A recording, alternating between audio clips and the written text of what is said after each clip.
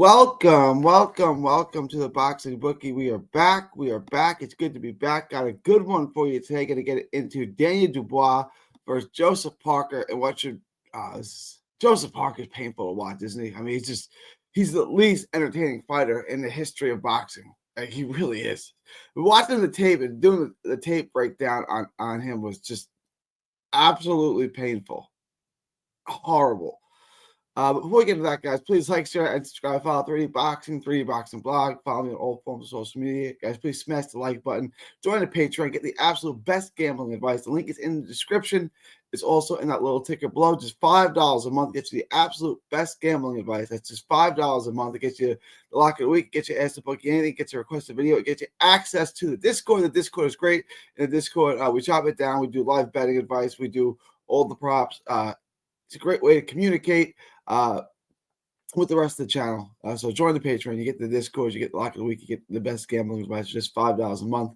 After you guys join the Discord for just $5 a month, head on over to carnivalbar.com. That's carnivalbar.com. The Carnival Bar. It's the nutrition of a steak, the convenience of a bar. It's a meal in your pocket, the world's only high-fat, grass-finished beef bar that replaces a meal while on the move and stores for years to get your travel autonomy and freedom back. CarnivalBar.com. Use promo code BOXING at checkout to save 10%. Use promo code BOXING at checkout to save 10%. After y'all do that, head on over to Texas Boxing Scene on YouTube, and please like, share, and subscribe. It's completely dedicated to autism. It's completely dedicated to Texas Boxing. All proceeds go to autism research and recovery. That's Texas Boxing Scene. All right, let's get into today's show. Joseph Parker, Daniel Dubois. Joseph Parker, 6'4", 240, former heavyweight champ. Watching him cures insomnia, man. Really. Patient, fundamentally sound, good jab, decent athlete, good athlete for a heavyweight. Not a high volume guy, to say the least. He's extremely patient and selective with his shots. His favorite shot is a single jab that he doesn't like to double up on. He does double up on it occasionally. Can make you miss. Can judge the distance. He's good on the outside. He's not a bad fighter. There's no urgency to him. There's no pep in his step. He sits on the outside and jabs, and he doesn't throw a ton of them. Safety first technician, to say the least. He's not looking to hurt anybody. He's not looking to get knockouts. He's not really even looking to win fights. He's just looking to jab from the outside. Doesn't like to come forward. He's not a big hitter. He's not I'm not saying he has no knockouts. He does, but again, he's not a big hitter, and he's not looking to hurt anybody in the ring. Got decent hand speed. He's kind of high-level basic. He's got good lateral movement for a guy his size. Like I said, 6'4", 240. Painfully boring fighter. I don't know how else to describe him. Throws nice straight shots down the pipe. He's totally basic, but he's fundamentally sound. He's not easy to hit. He can score, so he can win rounds. He can hit you more than you can hit him, and he can win rounds that way. I wouldn't want to call him slippery, but that's kind of what he is. Basic fighter, high level basic, decent athlete, decent hand speed, good jab, can judge distance, can win rounds from the outside by hitting you more than you can hit him. Like, that's what he is. And he became heavyweight champ this way, heavyweight title holder, or however you want to describe that.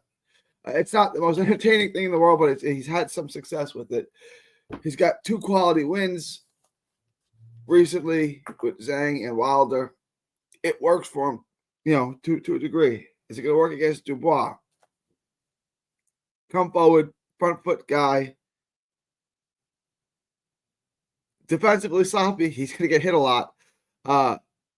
Big power, strong as hell, nice jab, good athlete. Two-fisted power.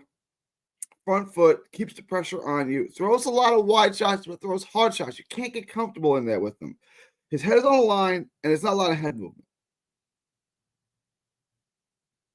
He's not hard to hit. He's going to be there to hit him, but he's going to be coming after. He's going to be putting pressure on you. I don't know how Parker responds to that. Is Parker going to stand in? Is he going to try to use the ring? Because he's not that fast where he can just use the ring. You know, and he doesn't have great angles. He can't angle out. So I think Dubois is going to finally crack the code here and get on him. He throws a lot of wide shots. Wants to come forward at all time. If you can take that. If you can angle out, if you can move, he's an easy target to hit. He's not very mobile. He's locked in and stationary. But he's powerful with a little bit of explosion to him. He throws hard shots, clean shots, decent hand speed.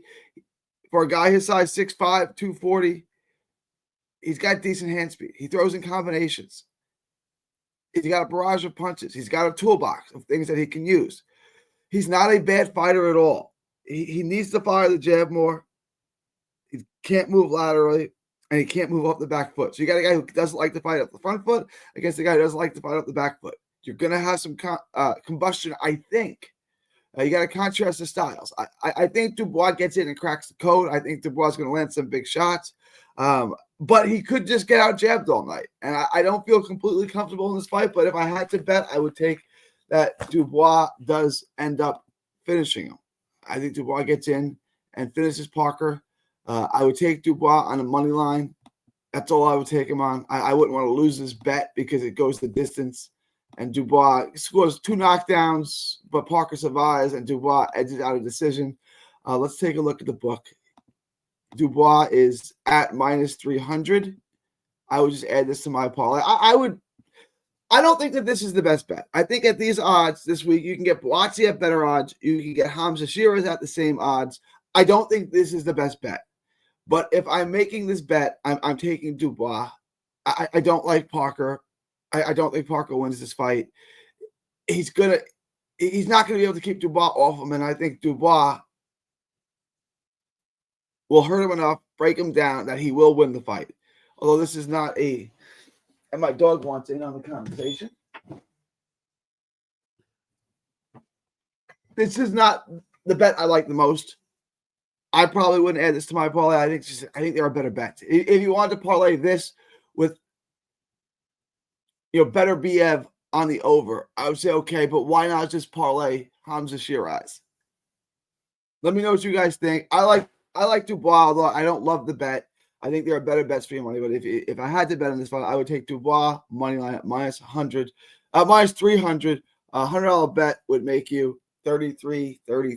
It's not the worst odds in the world. It's just not the best. Let me know what you guys think. Leave your thoughts, comments below. Please like, share, and subscribe. Follow 3D Boxing Blog on all forms of social media. The Boxing Bookie comes at you every single major fight. So you have consistent make money.